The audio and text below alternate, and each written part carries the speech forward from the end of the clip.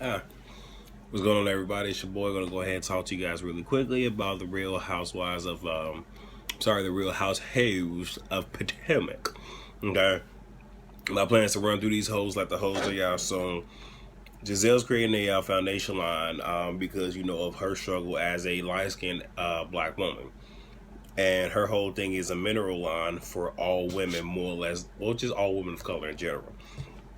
Katie's going to go to an event. I'm sorry, is going to put her event on the back burner to kind of focus on doing other events and kind of putting her face out there, all that good jazz. But she's not going to Giselle's event because pretty much fuck her. Karen is doing a gala in memory of Mrs. Huger, or her mother-in-law, because she died of Alzheimer's, and Ray is still grieving. So his whole thing is, don't make this a big event, scale this down, because he's still grieving. He doesn't want to, I guess, lose control, which I can understand. It's like, you've already put the ball into motion, but scale this shit all the way the fuck down.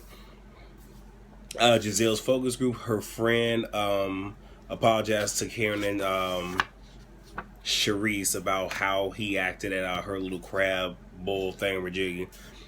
And that's it. Karen mentions that the concept that Giselle is going after is an original, because she brings up bare minerals, which I did think about that, even though I don't do makeup, but I have heard of the whole mineral concept. Made me initially think about bare minerals, and she said another one that I don't really know about.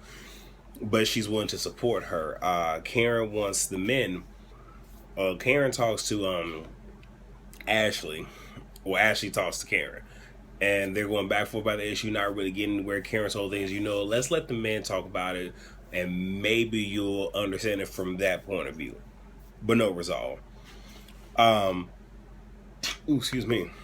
Juan and Robin go back down memory lane. And that's about it. Ray and you have Karen, Ashley, Ray, and Michael.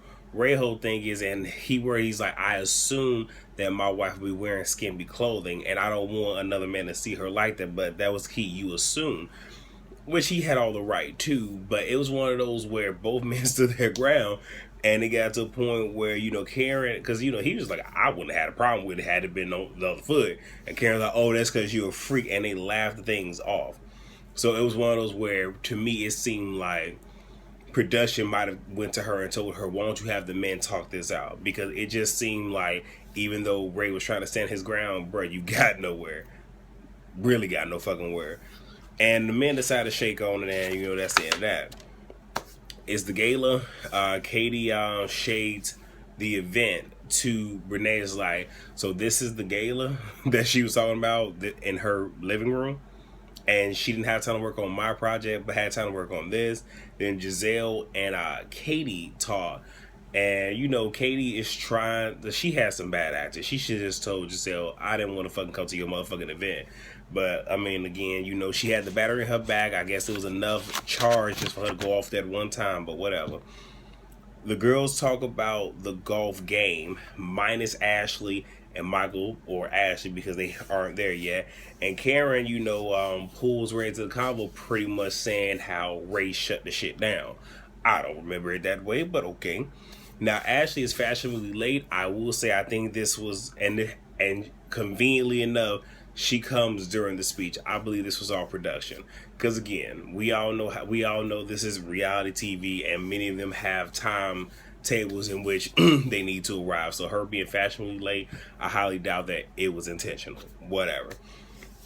Giselle wants to talk to Ashley because she wanted to just talk about how her man got shut down. Ashley's like, that is not how the fuck this shit happened. And I forget who, but somebody asked where was Raven, and Ashley's like, well, Karen does not want Raven around us. And it was somewhat misconstrued, but I can understand where she got it from, because what Karen said is her door needs to be around no one but pretty much the parents and people in her age group. And they talk about it. They bring Karen over, and Karen pretty much gets in her feelings and feels that, okay, you're trying to make this go from being about my mother-in-law to about you. Fuck you, I'm done with you, for lack of better terms. And Ashley and Michael leave. That's it. That's all. I done ran through these hoes in less than 5 minutes. I'll see you guys next week. Rate, comment, subscribe, and share. Holla at your boy.